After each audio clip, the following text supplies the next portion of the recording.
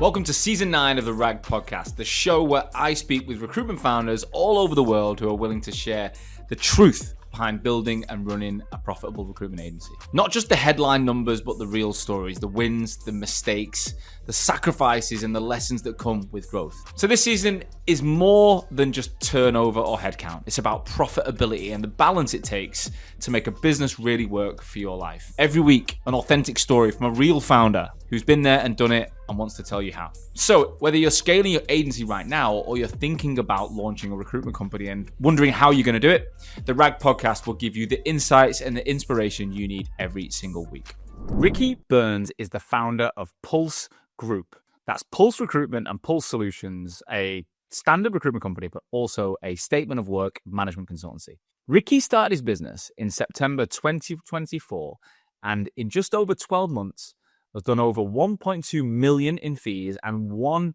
million in EBITDA. That's pre-tax profit. He started the business with a colleague in his previous employment, and him and Tony together have done over 1 million in EBIT in the first year. I don't know anyone who's been on the show and has achieved such incredible profit numbers in the first year. Now, Ricky has started a business before. At the age of 26, he launched a company for 4.5 years. He did incredibly well, but he drank the money away and partied the night away and then shut the whole thing down when he got an incredibly big VAT bill. He then, at the age of 32, 33, joined other organizations, went back into employment and spent the best part of 10 years running European divisions for a well-known organization before starting again in 2024. Now, what's really interesting is how Ricky's made his money. Let's find out. Ricky, welcome to the show. Thanks, Sean. Good to be here. I know. We've never actually properly met or spoken, I don't think. We've had loads of interaction on LinkedIn for years, it feels like. We have followed each other for a while, and the timing felt right to finally meet.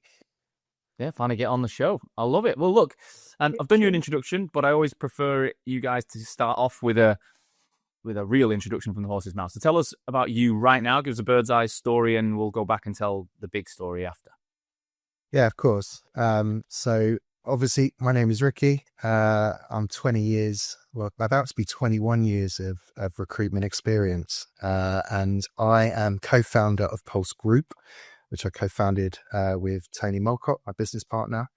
And Pulse Group is effectively two main core businesses that consist of Pulse Recruit, which is our traditional contingency recruitment business, which is product technology and GTM. Predominantly UK focused, and Pulse Solutions, which is our IT consultancy, outcome-based statement of work type solution. Okay, wicked. So you started was it September 24? September 24 was go live date, yeah. Just over a year in. Yeah. And you're still here to tell the tale, which is good. You seem like you're enjoying life. Yeah, it's been great so far. Well, that's what we want to find out about. Well, this isn't your first rodeo, though. You have been a business owner before, so I want to get into that as well. There's plenty of people listening, that are either existing founders or want to be founders in the future. So even though it's the first year, there's so much. You're so fresh in the reality of what it's like to get things off the ground, which I think people want to hear. So let's just get into the story of how, you started, I think, your recruitment career with S3 back in the day, right? So yep. Why did you get into recruitment? 2004, like everybody, had a friend who was doing it. He was making good money, said, come in. I remember sitting down with some absolute recruitment legends now. It was with Huxley Associates. Right. And I was told Where were you based? So I didn't actually work for Huxley. Right. I did the whole sell us a pen. And back in those days, they grilled you. Like really kind of like, how uncomfortable can we make you in an interview? I remember sweating. I'm thinking there's no way I got this job, but they did offer me a job, but not with Huxley. They actually offered me a job with a little offshoot of Huxley called Orgtel, which was in the back room of their King William Street office. And it was 9 people who were trying to break into IT and banking and a bit of telco as well. And I was put on the IT banking desk and spent 4.5, 5 years of my career, like learning, doing really well, enjoying, that S3 environment, which obviously is so different now. But back then, it was suit and tie. It was in early, leave late, you know, very, very high performing environment, and just learnt the foundations of how to do the job. Did you enjoy it? Yeah, I look back very fondly on those days. Still got some great friends who I stay in touch with who've gone on to be entrepreneurs and grow some fantastic businesses. And we were just all young kids, just doing really, really well. It was during that real boom. Um, and then the credit crunch happened, which obviously changed the course of my own personal journey. But up until then, I was placing with, Lehman Brothers, Goldman Sachs, Credit Suisse, hedge funds, Oh, financial so you were software houses. you were putting right into the banks that were about Right to go, into it. Yeah, there's yeah. a database, build your database. LinkedIn was just becoming a thing, but not so much. So it was pretty much, back on like trying to get names, asking people, who they worked with, adding them to the database, coding them up, mail shots, just good old school recruitment. And you then started your own business because of the credit crunch, right? Because of GFC. Take us Yeah. back to that time. What actually happened on your desk that led you to that? So my biggest client was Lehman Brothers.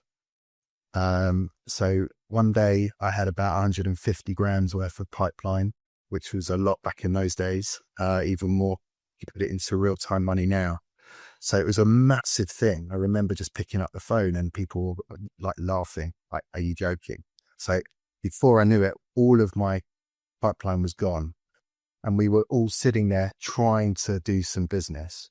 And it was incredibly difficult. And I remember just thinking, well, I can stick it out here, or if I leave and do something on my own, I've probably got more chance. I only have to do half the amount of deals, and I'll probably earn more than I'd probably be able to earn in this environment. So it was time to kind of pack my bags and go. Why did such a big economic downturn make you feel like it'd be easier on your own? Because I only needed to, it sounds bad, but in my mind, I only needed to do a few deals. Right? The deal sizes that I was doing, if I could do that, that would see me through. So it just made sense at the time to say, okay, like, I think the beauty of it was, where I'd done really well at Lehman Brothers, all of a sudden they were out all over the place. So they'd left Lehman Brothers, and then I had people who were joining Credit Suisse and all of the other big banks. So actually it was a really soft landing. I was doing deals very quickly. And before I knew it, a couple of years later, I had an office and I had people that I How old was were you at this working point with. when you started that business? 2007. So I was about 26. So, No, so it's a very young. I was just moving to London when I was 26, and yeah, you're young. Even though you are young at that age, like you make different decisions, right? exactly. So what It was was that business like? You hiring people, you're making money. What was that business like? We had a great time. We were absolutely smashing it for a really long period.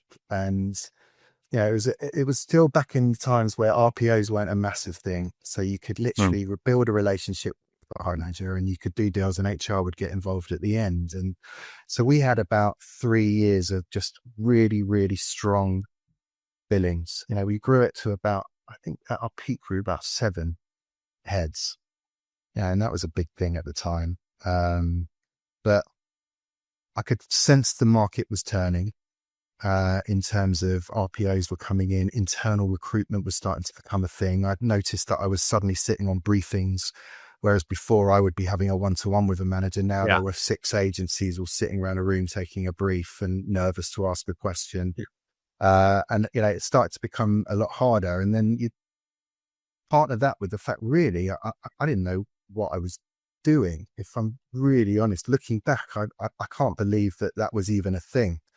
I can't even remember having spreadsheets and accounts and knowing kind of triggers to hire. I was just like, oh, there's money in the bank. Let's hire somebody else now. Oh, more money in the bank. Let's hire someone else. Oh, let's also go to Vegas and have a nice time. Like, just enjoying life, not really understanding how business works, not having a partner, not having a non-exec. I just had built it to this point where, it was great, but not sustainable. And I remember about 4.5 years in, getting a big VAT returns bill and thinking, oh, wow, okay, right, so VAT is a thing. I don't know what I'd done the previous years. My accountant had obviously advised me, but long and the short, I was probably spending more than was coming in reality. And having a lovely time with it, great life lessons, but it got to a point where I could probably close the business down and come away with something and just restart. So made that decision to walk away from it. So how old were you at this point? Like, is that about 30 years old? 2013. So I was probably around 33, 32, 33. And I went to work for Rock Search as a trainer. I thought, Right. okay, I love recruitment. Maybe I was a little bit bruised, but I really enjoyed taking people on that journey and how to do it. And I joined Rock Search in Reading, and I was driving up and down to Reading to train their Reading office and then do their London office as well. So it's half and half. And very quickly started to get that fire back. Their London office was struggling. Reading was a bit of a powerhouse, 90 people on the sales floor. In London, they were trying to get going. And I said to the CEO at the time, I was like, look, let me at it. Like, give it to me. Let me do something with this. So they gave me the perm division of that London office. And we had a great time. It was about a team of 10 and came like one of the highest performing, if not the highest performing team in that business. And learned a lot, because all of a sudden I was exposed to another business for the first time and how they did things and how they drove metrics and KPIs and training and development and hiring. And it was just a bit of an eye opener of, wow, I'd really had been winging it for a long time. And that was a great time, but values wise probably weren't necessarily aligned. It was a very contract heavy business and I was a perm recruiter. So that was always a bit of friction and a battle in terms of how to drive the teams.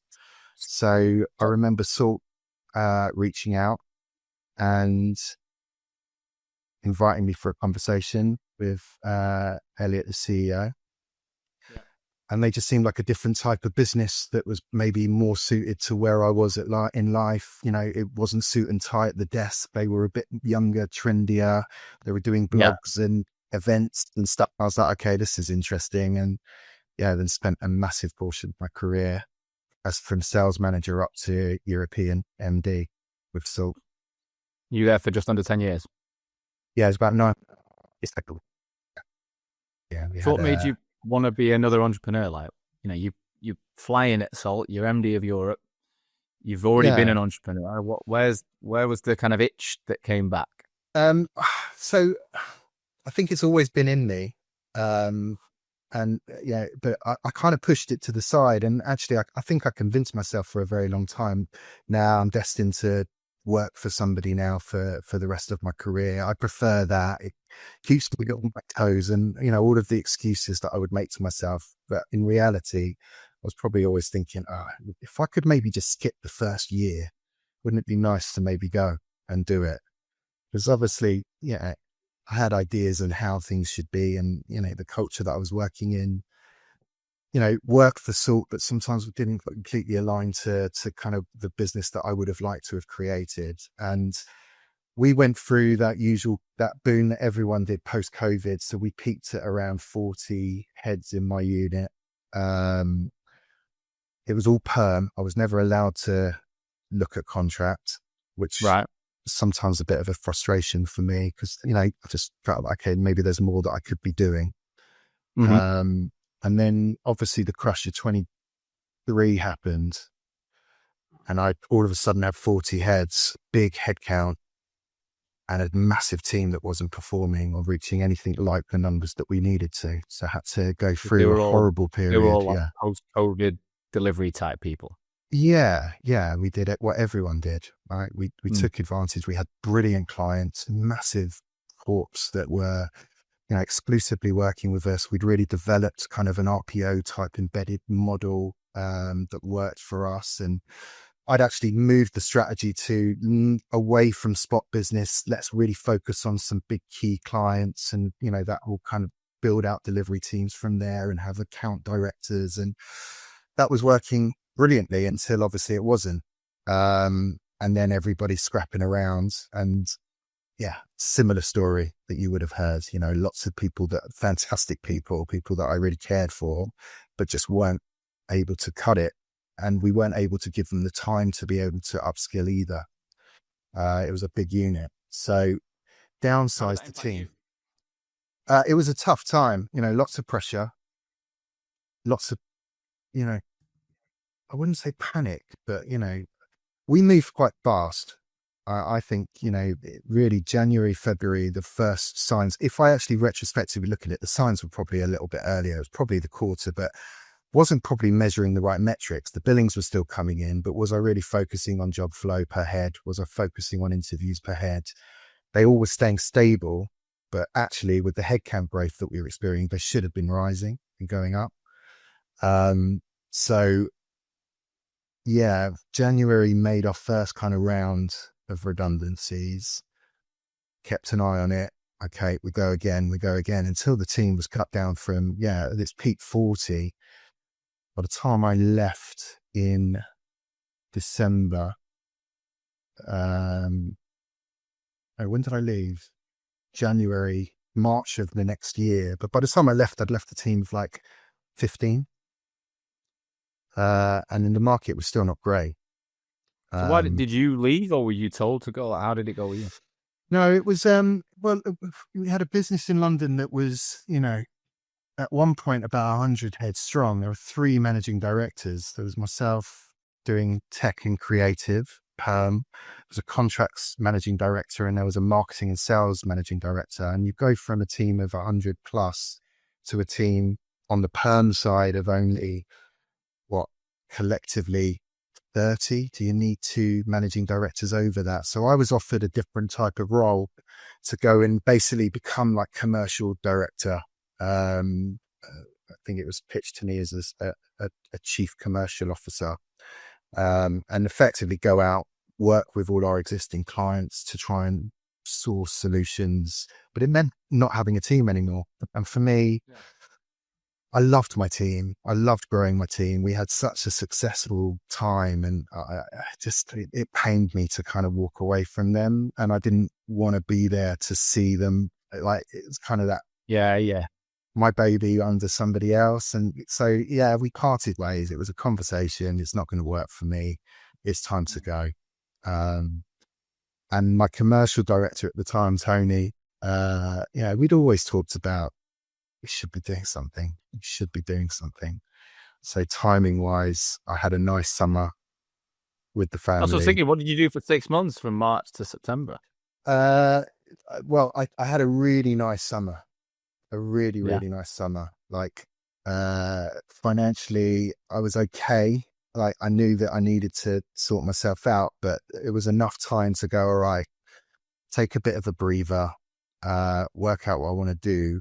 Tony wasn't, he was also, very much in the mindset, we need to do something. And it just got to a point where it's like, okay, let's do it.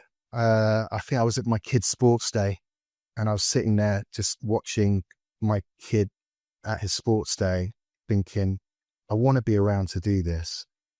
Yeah. How much more, if I go and work for somebody else now, like, how much more is there for me to learn? I've now had 10 years back to really sitting at board level with my head in P&Ls, understanding how to drive metrics, training development. I feel like I've taken everything that I can now. Now I would just literally be going through the motions. And that wasn't that exciting. So Pulse conceptually was born on that day, and it was just about getting Tony to agree to come aboard with me. I knew I didn't want to do it on my own. Yeah. I'd done it on my own before. I know how I am. I'm quite an emotionally I'm very calm and collected, but you need someone with you through the highs and lows. I needed somebody to bounce off of. So for me, I mean, I could not imagine doing it without Amma. Like, it wouldn't be as good at even though like you split in everything, the good days wouldn't be as good, and the bad days would definitely be worse. No, So like, exactly. I appreciate people who can do it on their own and, you know, take my hat off because they're a different level. They're a different beast. But for me, and you've done that once before, right? So you'd actually Done it once experienced before, that. exactly. And I knew I had never done it. I know myself well enough to know what would work and what wouldn't. And just like, if something's going well, I want to celebrate it with someone. If something's not going right, I want to commiserate with somebody. And I want to have accountability with somebody as well. You know, someone who's pushing me to continually improve and be the best that I can be. And Tony was the perfect person. I brought him into Salt, and we spent 3 years building and scaling that whole unit together. Him as commercial director. He is just a brilliant relationship builder. I knew that he was somebody that I needed to be working with. So he agreed, and we decided on a September launch date, and Pulse Recruit was born on that day. Where did the name Pulse come from? Finding a recruitment name is the hardest thing in the world. So there is a Pulse somewhere out in Australia, and there is another very small 30 follower outfit, the one-man band in Detroit. But Pulse just felt like, you know, we're on the pulse, technology. One syllable, like it rolled off the tongue. It felt right. But I could have gone round and round. There were hundreds of different names. I didn't want to do something traditional, like a name or something. Yeah, like it. What's Tony's surname? Mulcock. So Burns and Mulcock. That sounds so law Burns firm. and Mulcock partners. You can imagine it in the early 2000s. Yeah, exactly. That's a law firm, innit? You got a real commercial problem. You go to Burns and Mulcock. They're going to sort your shit out. Yeah, exactly. No, you're definitely more of a Pulse. So, what was the vision? Obviously, done this before, spent it, burnt yourself out, gone back into employment. This time, you're a lot older, a lot wiser. You're a father. You know, you've got more responsibility. It's different. What was the vision that you set off with? And obviously, you are now you're a conglomerate of little businesses now. Was that part of the vision? So talk me through that was a natural evolution. First and foremost, we wanted to create an environment that we were both happy and we could thrive in. So we both come from quite, intense situations where, we're very ambitious, but just intense environments. And, a mantra that we kind of took into it was give every single person a great experience, regardless of the outcome. So our clients, our candidates, and our colleagues. So create a really value-driven company. And, I said to Tony, I want to wake up every morning and just enjoy the people that I'm with, be inspired by the people I'm with. So that was first and foremost. Let's create an environment for us that really works for our lives. And that's not like a kind of a business that's not got ambition, but, could fit around being able to go to your sports days, having our holidays with our kids, being there when they wake up, being there when they go to bed. Tony's kids are much older than mine. There's a big thing about, like, there's always been a misconception about ambition and, and lifestyle businesses. Yeah. And there's this, I personally started a business at 30 without any responsibility, went through getting engaged, getting married, getting divorced, went through all this shit and probably threw myself at my business to the point where I was like, it was the only thing that actually I prioritized. Yeah. To now father of 3 essentially with 2 stepkids and knowing that I don't want that anymore. Like I want it to be successful and I've got ambition, but it ain't going to be at the detriment to what I'm doing it for. Like I'm building it for them, for the, we only live once. I'm with I want to you. enjoy it. We live once. I don't want to look back and go, I didn't have that time. And the results, I'm sure we'll go into it, but the results can show that you can do that. And you can have that with results that we could only have dreamed of at the beginning. So it was product and tech, which is our world. So we've always done that. We had deep relationships in that. We'd looked after a lot of people over the years. So we knew that would be our market, regardless of what the market was doing. We felt we could navigate that. And we were predominantly UK. We haven't done the whole States thing and the mainland Europe thing. Yeah, I dabbled, we had a couple of headcount in Europe while I was at Salt, but really it was a UK centric business with a bit of Europe added on. So yeah, look, we obviously had some time out, it was very much, Did you let's burn go. through restrictions? Did you burn through restrictions? Yeah, no, as we well, didn't have any restrictions, but we haven't actually, when you look back at our client portfolio, we barely touched, if at all, any of the old relationships that we had. It's been people that we'd maybe worked with but have gone on to other things. And yeah, we set ourselves very, very well, look at it back in it now, it's laughable targets, really. Like, what did you say year one you wanted to do? we said to our accountant, if we can do 250 grand NFI, something around that region, we're just going to get started. We don't know what the market's doing, we're still coming off the back of the most recent crash of 23. Let's see how we back ourselves to do deals, but let's just keep ourselves going. Let's ride it out, and then we'll see how we go from there. So we set our expectations quite low, but we knew we were going to go hard. And did you take like a rented space or anything at the beginning? Or so I was lucky. One of my oldest, closest friends owns a load of serviced offices all around the city, and he let us. Tony lives in Reigate, Surrey. I live in northwest London, so we needed somewhere to meet. Yeah, so a couple of days a week we were meeting in a basement of his Worship Street office in his boardroom, and he very kindly, I'll always be thankful, let us have that space, and that became our home for the first 10 months. We'd meet no windows, just him and me around the boardroom. Kind of like the recruitment story. Yeah, windows in your I'm proud of it. Joy in windows. So true.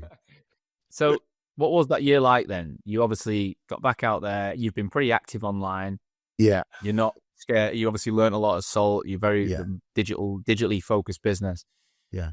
What was it like? Was it actually like that first year? So we knew. So obviously, taking from all the mistakes I made, we got ourselves going in the right way. So we, got a CRM, signed up to LinkedIn Recruiter. We said, look, let's put the money that we need to into the business. Let's not scrimp and save on the essentials. Let's do that right from the beginning. So we really started getting to work. We did a deal. Our first placement came a month before we started. So we got in with a client who gave us a role, and I filled that. And I remember that was my first deal in 13 years. I hadn't been a hands-on recruiter for 13 years. I've been leading teams and client facing, but the whole resourcing piece was completely new again, which was really exciting. And I realized actually that was fun again. Yeah. It was brilliant.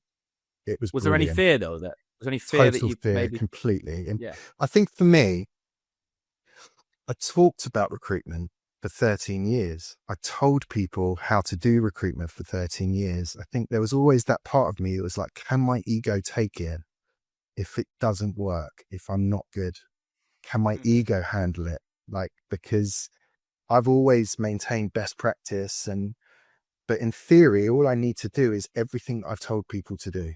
If I just stick to what I've preached for the last 13 years, it will work, because that's how I drove my teams. So that was kind of my thinking going into it. And I just loved it. I was speaking to people and my days were busy, and we did our first placement before, we did another placement in our first month, and then we didn't stop. And it's been, great from then on. So it was just getting back into the flow. And we were lucky because Tony has got deep friendships and relationships, and we've looked after a lot of people over the years, and we've always made an effort to just check in, stay in touch. I was a very transactional recruiter back in the day, like early days, didn't understand the power of a relationship, but over the last 10 years really started to understand. And Tony was a big mentor and influence in that sense. I noticed, from the first day I met Tony, wow, you talk to candidates and clients on a very different level.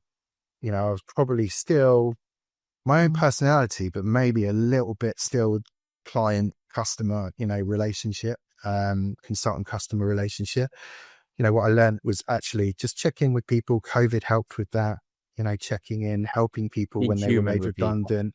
Yeah, just caring about people, giving people time, giving people a great experience. You know what? You can do that though when you know your niche, when you know which market you're going to serve. I always did that in the insurance market, but I did a very specific IT and business transformation, Lloyd's of London, contract, within a square mile. And if you were outside of that in the nice world way, I wasn't going to be doing that. I wasn't going to be checking in. I wasn't going to be building the relationship. I wasn't, but I was very fucking clear on who I was and wasn't doing it with. Yeah. And I meet recruitment owners every day, multiple times a day. And it is incredible how many people don't have a clear niche and community that they see.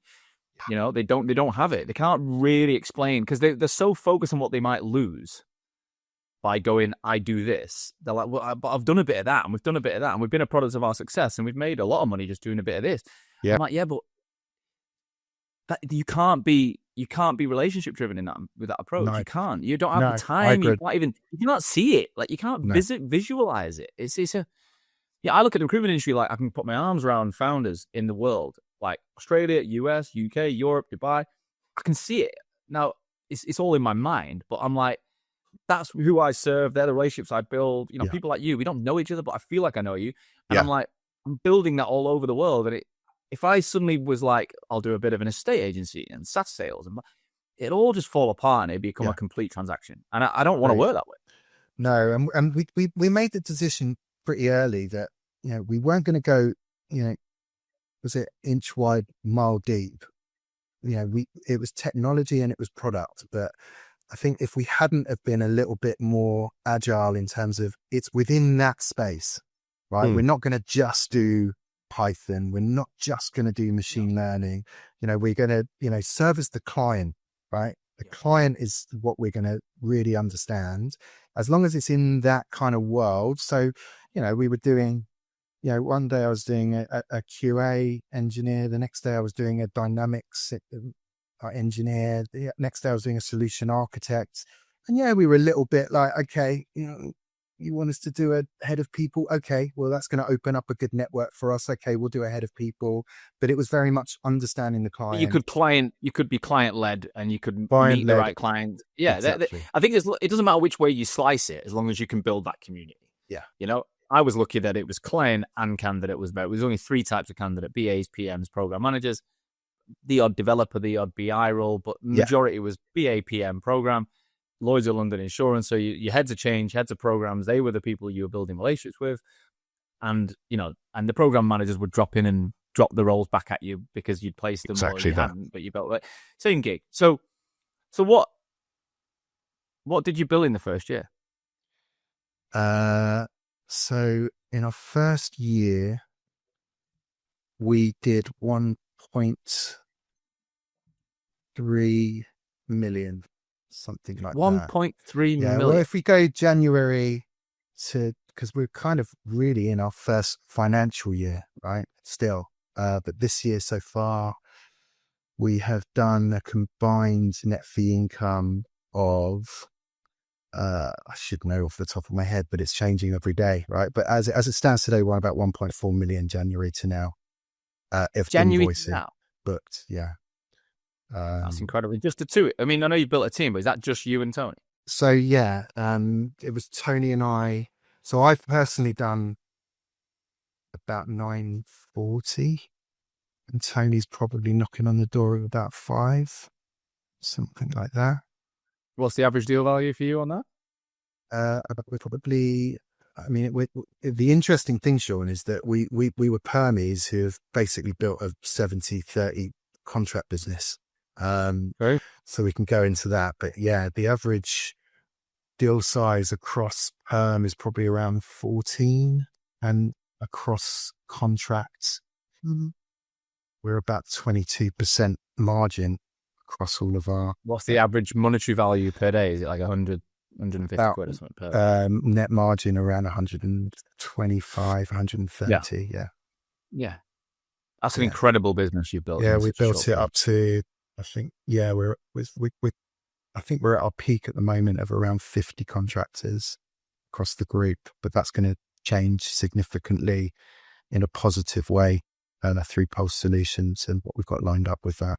I'm interrupting today's episode to talk about our sponsor, Atlas. recruitment CRM. Admin is a massive waste of time for recruiters. And that's why Atlas, the world's first AI-first recruitment platform, is built for modern agencies who don't want to do it. It doesn't only track CVs and calls, it remembers everything. Every email, every interview, every conversation. Instantly searchable, always available, and now it's entering a whole new era. With Atlas 2.0, you can ask anything and it'll deliver. With magic search functionality, you speak to it and it listens. It finds the right candidates using real conversations, not simply look up for keywords. For me, this would be massive because I spend most of my time talking to my CRMs, talking to my emails. I'm just better with voice. Probably why I got into recruitment in the first place. Now, Atlas 2.0 also makes BD easier than ever because they've got an opportunity section where you can track, manage, and grow client relationships powered by generative AI and built right into your workflow. If you need insights and reports, they've got custom dashboards that give you total visibility over your pipeline. And that's not theory. Atlas customers have reported up to 41% EBITDA growth and an 85% increase in monthly billings after adopting the platform. So there's no admin, there's no silos, there's no lost info, nothing but faster shortlists, better hires, and more time to focus on what actually drives revenue. Atlas is your personal AI partner for modern recruiting. Now, don't miss the future of recruitment. Get started with Atlas today and unlock your exclusive RAG listener offer at www.recruitwithatlas.com/the RAG. All right, let's get back to the show. So what, if someone's listening now going, that sounds bonkers in a market, because, you know, like I keep talking about this online, a lot of people complaining the market is down, technology's down, finance is down, people aren't hiring, people are stalling, everyone's focusing on AI. I mean, your numbers suggest otherwise in the right space. I mean, I mean, they're actually bigger numbers. So that's invoiced. We've got obviously numbers going into next year that, you know, due to start now as well. So it's been unbelievable. And, you know, Tony and I laugh like what we kind of set out to do and where we are now. What would you say is the components then? If you could break it down to like 3 things that you think you've done incredibly well that others could learn from, what would it be? Relationships, serving the client, not being too rigid in what we serve.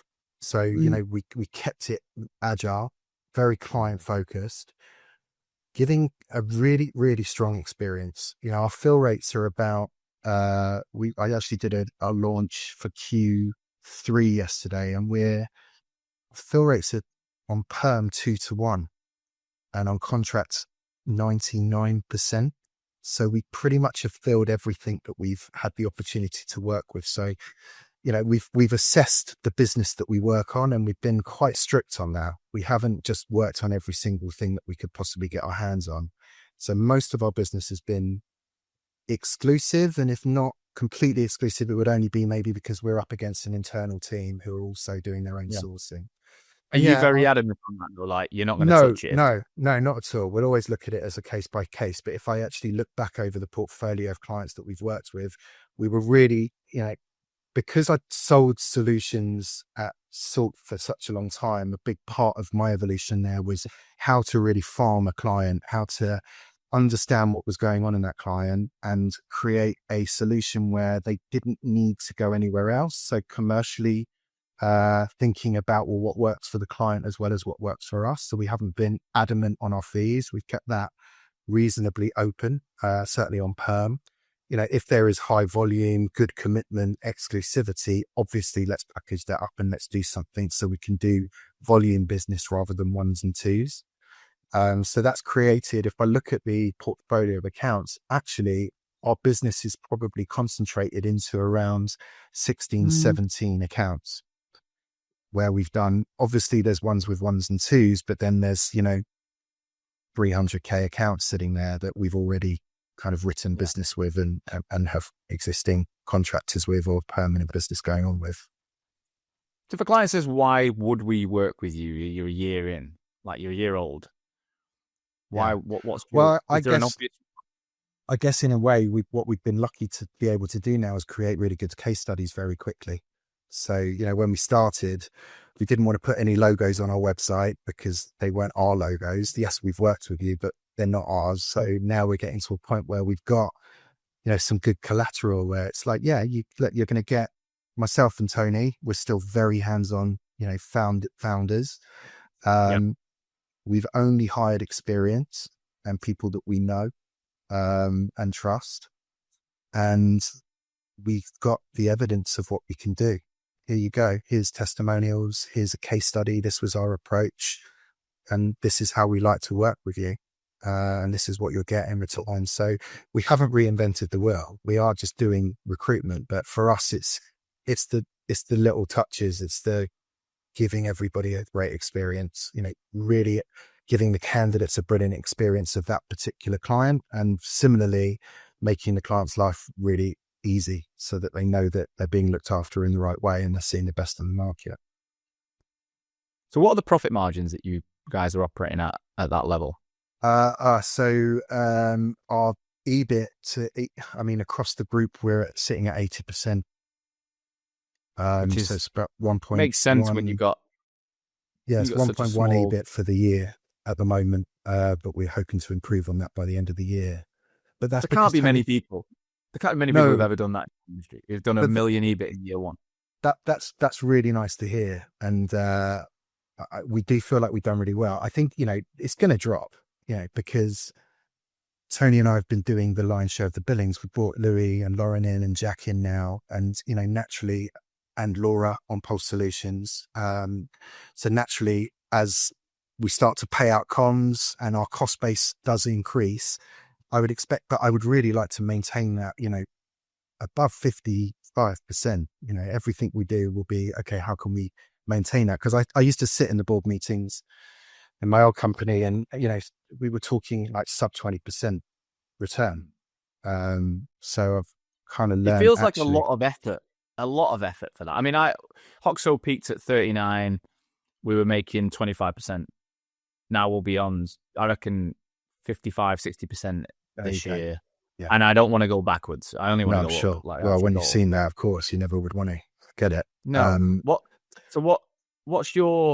What have you brought these people in to do then? So, because you could have just carried on, you and Tony, and banked $1 million a year for the next 5 years, and you probably got enough money to be out the game. Yeah, so what? But we always set out to build a business. We didn't, I was in a business that, was very focused on event. I've seen businesses focus on events, and actually it becomes to a point where that's all you kind of think about. So for us, we definitely, that might happen in the future. We'll build something that maybe would be attractive for that to happen in the future, but let's not forget to enjoy the journey along the way. But we also really like leading. Like, we really enjoy a team. We really enjoy all of the stuff that comes from growing a company, the holiday incentives, the lunch clubs, the developing people, the seeing them achieve their dreams. That's also a big part of our DNA. So for us, it was never just going to be the two of us.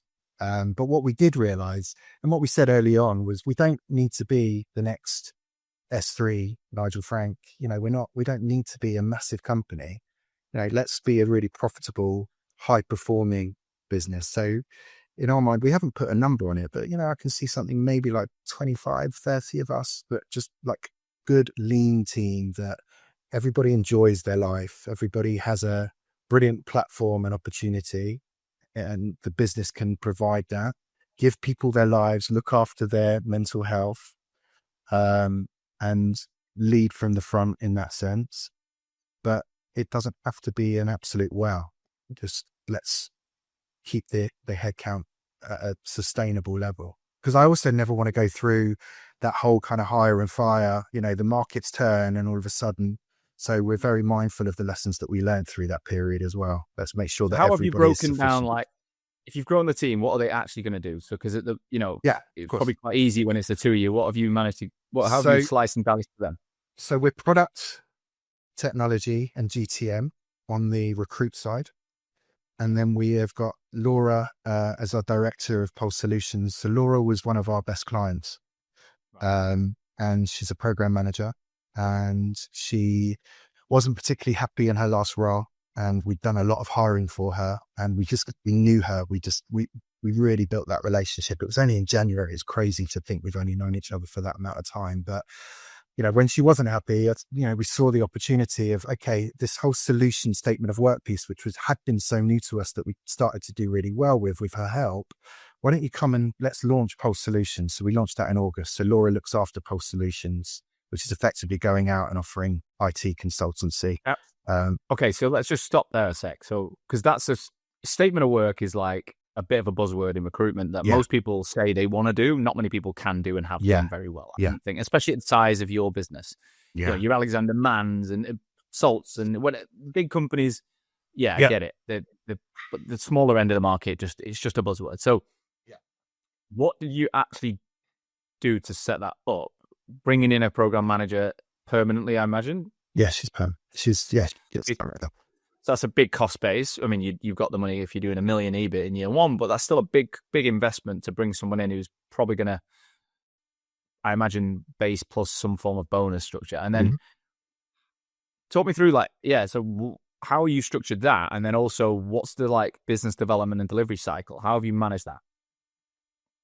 But we're really lucky with Laura that she's very well connected, right? And she's got a good track record. So a lot of doors opened up very, very quickly, and we knew that would potentially happen. So there was a bit of just knowing we had a really good thing with Laura. Like, she's what we would call a unicorn. She can open doors, she can sell, she can scope, she can also deliver in terms of the project, and that is very hard to find. So we wrapped our arms around Laura, she won't mind me saying, and want you to be part of this. We work with you, and the idea being, you open the projects, and Pulse Recruit will staff them.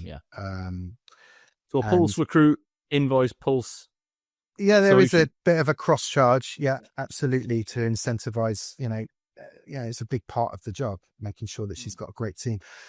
But within a very short period of time, we've secured 5 very big transformation projects, which will probably, we've done our resource plan. It's about 130 associates that we're going to need to staff those up throughout the next 2 years. You're going to get calls off all the listeners now, aren't you? Like, hey, do you need any help, Ricky? Well, I'm advertising for an FTC right now, Right. so we're mid-interview to try and find somebody. They're very dynamics focused, which was a whole new world for us, and that's her world. Microsoft Dynamics CRM. How's she going to run? Is she going to run 5 of them herself, or is she going to bring in 5?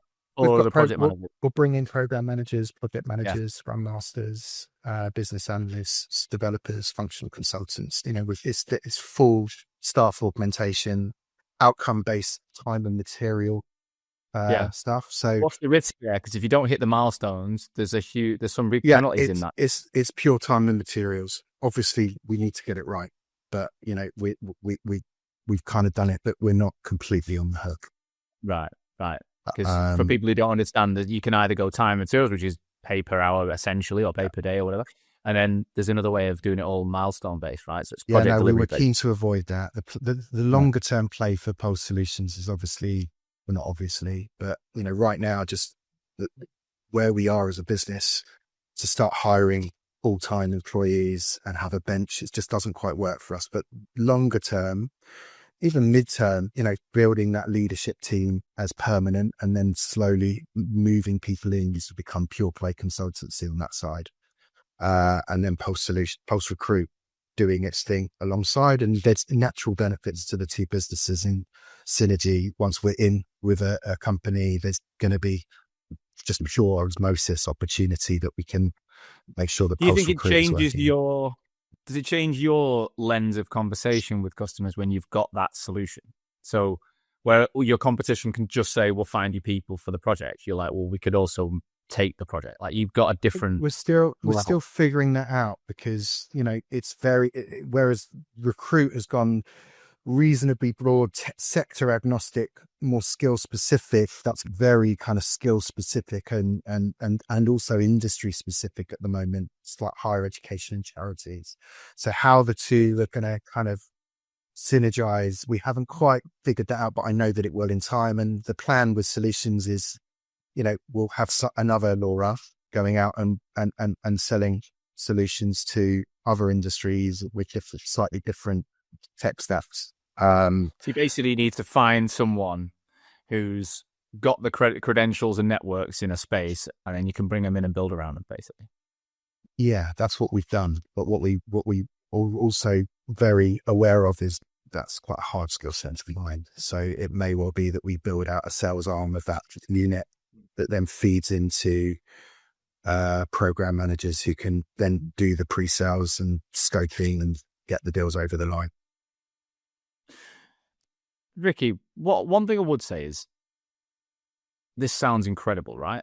But it can't all be positive. It can't be an absolute year of we're just banging in $1 million EBIT and, you know, everything's great. Like, talk me through some of the toughest things that have happened in the last 12. Like, where have the challenges lied?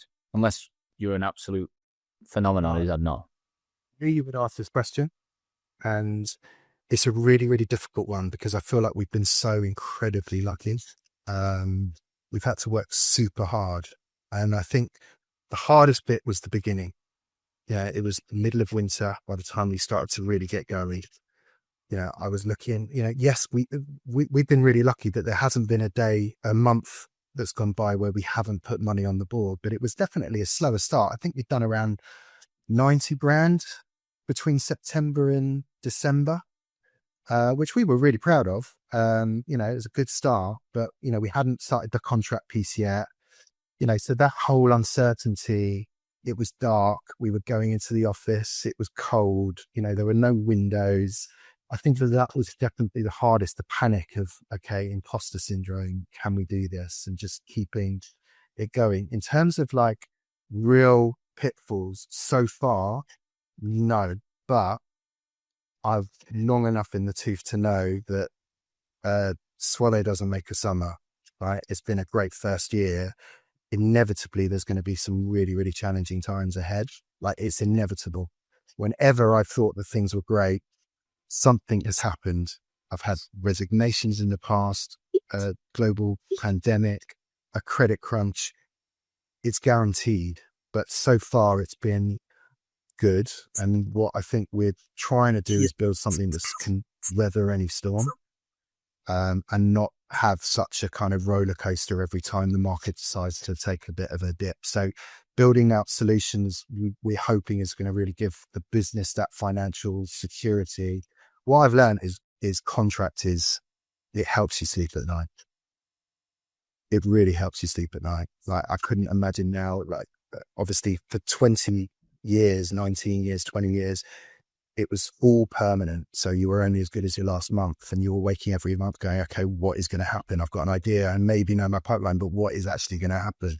Whereas knowing that we're going to bed every night and we've got runners out there, you know, we can forecast now in terms of runway. You know, we know that we're good for as far as the eye can see. We can make some really good strategic decisions without having to panic and worry. It just allows us to do our job really well. So I haven't answered your questions, but in a roundabout way. It makes sense. It makes sense. So that does lead into my next question really well, though, is like, right now we're on the verge of the AI explosion, right? Yeah. So, you know, I talk about this a lot. I use a lot of AI myself. My business we're investing in it a lot. I still don't think it's anywhere near as productive as people are making out. I think my mantra, I'll be really honest with you, is AI should be just speeding up and making you better at what you've always done. It shouldn't be changing everything you do. Like, it shouldn't be completely. Agree with you more, because it just disrupts your day. And most 100%. people I meet, most founders I meet, don't have enough meetings. They don't meet enough people. They're actually sat behind systems and spreadsheets, and they're always thinking about shit, and they don't do anything. They don't meet people. We use AI to get in the fucking room with people every day. That's what we're all about, right? Yeah. So, firstly, how have you taken to adopting it? And the second question is, what do you think impact is going to have in your space and product tech? Like, what's the roadmap look like over the next few years in terms of job displacement, change of roles, the way you're going to stay relevant? Yeah. Well, it's a massive question. So in terms of how I use it, Tony calls ChatGPT my best friend.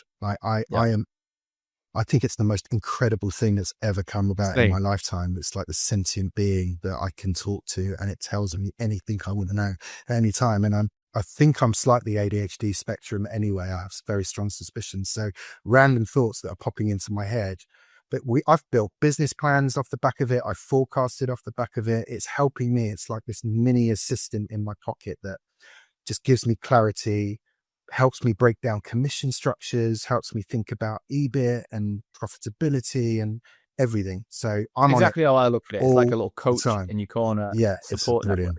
Yeah, sometimes I have to say, look, can you just be objective? Stop telling me what I want to hear. Yeah, like tell me honestly. You have to say that to it though. Don't give it me straight, and tell it to act as someone else, like who you know would tell you straight, and it'll work. Exactly. Because it will be like, oh God, just for like mental health and therapy, just like anything. I love it.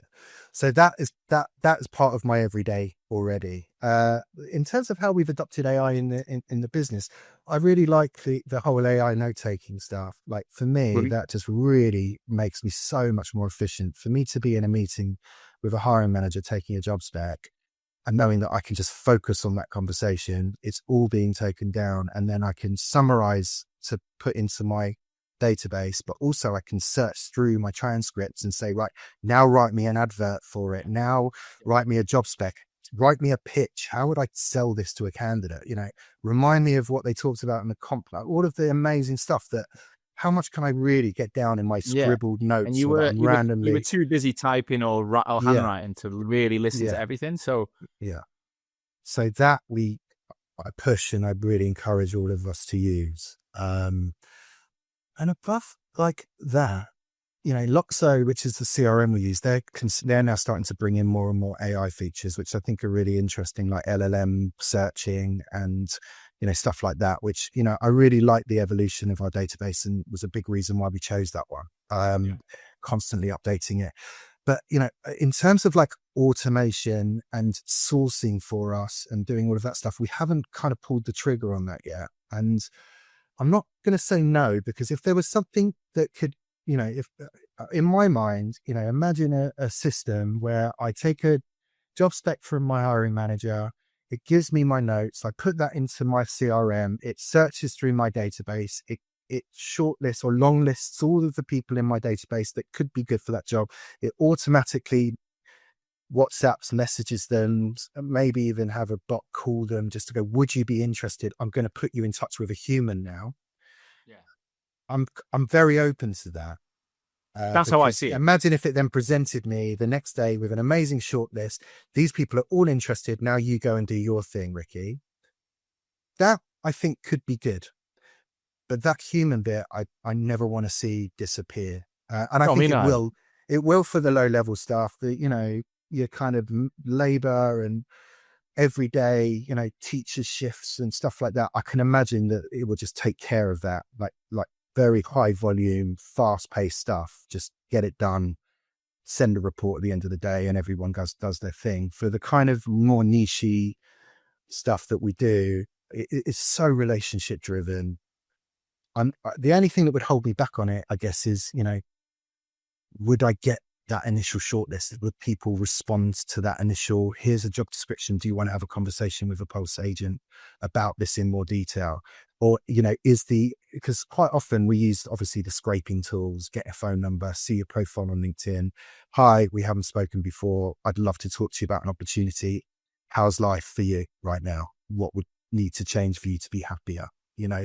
That real passive talent, it might not. But you might be able to select. You probably have to select like who you want it to go after and who you don't. So you're like, I've known that guy for 5 years. Yeah. It's Ricky AI. It goes, look, I am Ricky AI. It's probably your voice. It'll be, and it'll say, look, hey Sean, it's Ricky AI. Ricky's in a meeting right now, but he's told me to phone you to book a call in about this role. Can I just give you 30 seconds of what it's about? Exactly. I think that's going to happen, right? I think if it does happen, sign me up. I'll definitely trial it. And it'll sound like you, but it'll be. I think the whole point is it's not going to try and lie and pretend it's you. I don't think that'll ever be, because then we're fucked. Like trust is just gone. Then I think it's like Ricky AI, Sean AI becomes a thing.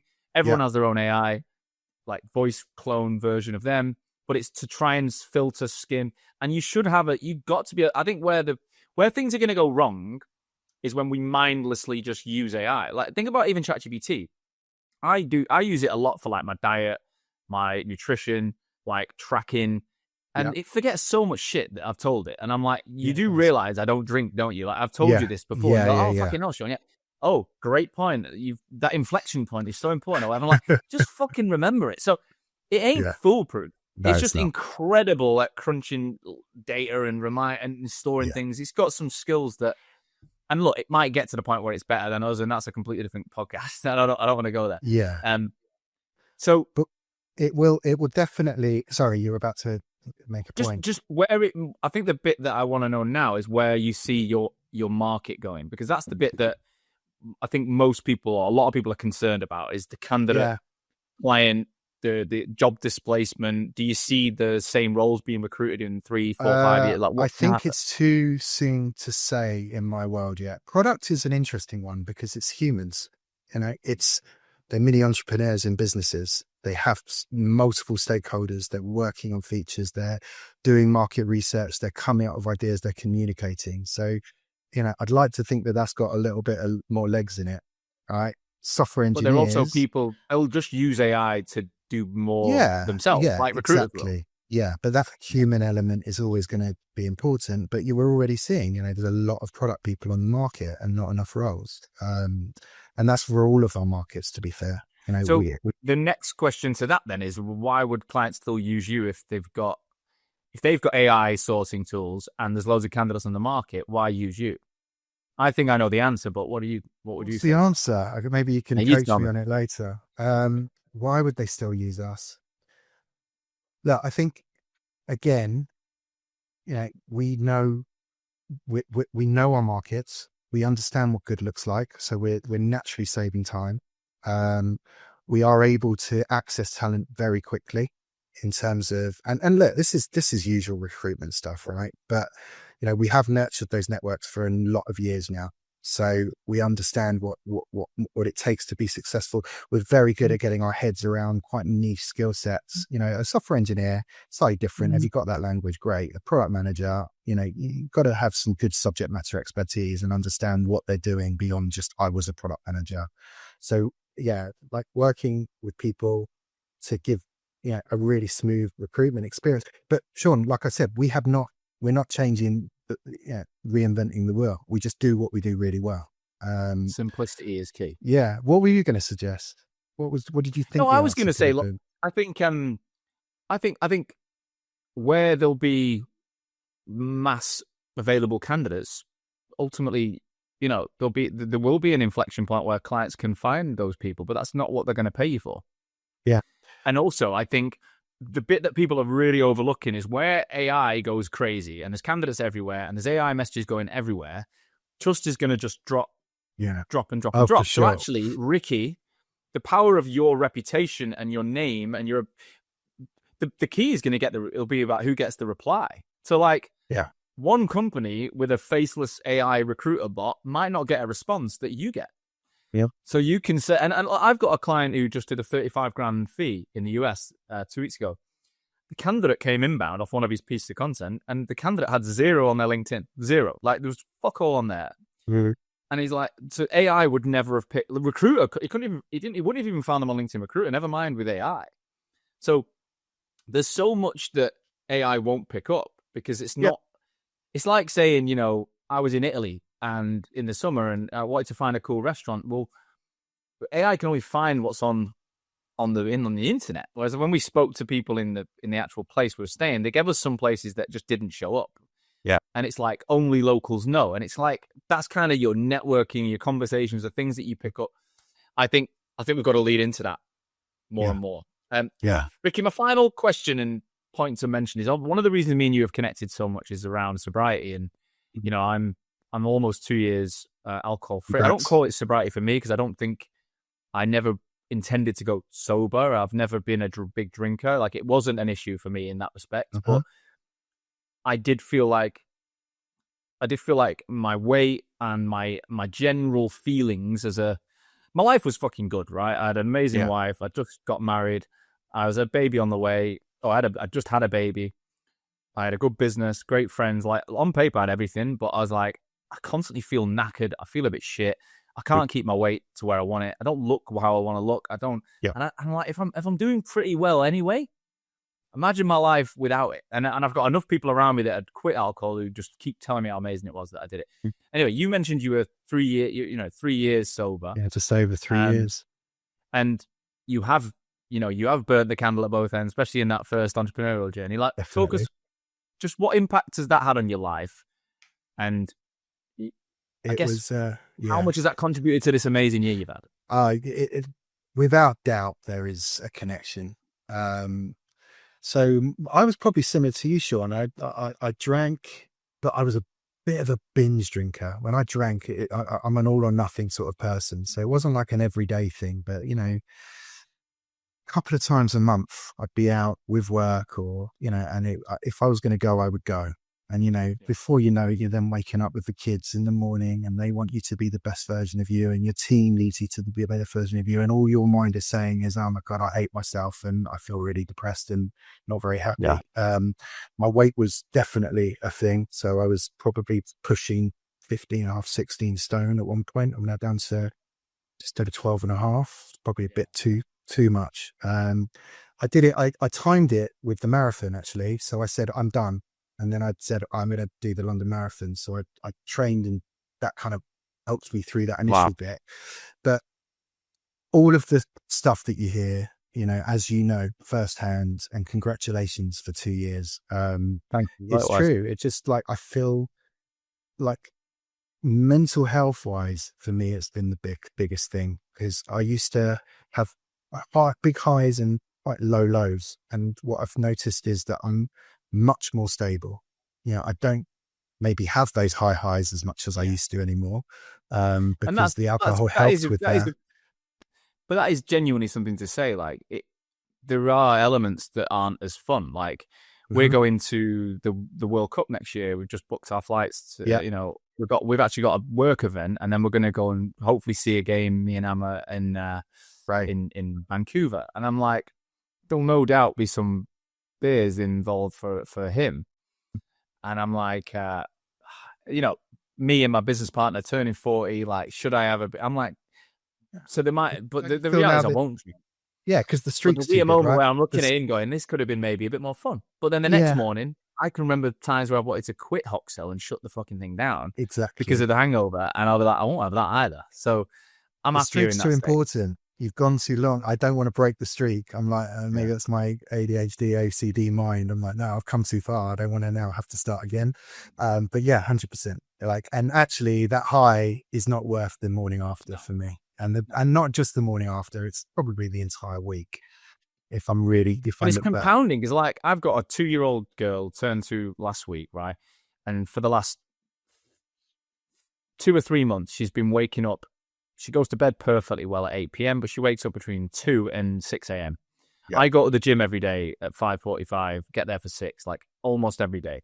So there's no fucking way I'd have been going to the gym had I not ever had alcohol in my system. And then I'm getting up at like 2 or 3, bringing her into our room, like cleaning up nappies, dealing with her crying, all the things that, the kids do.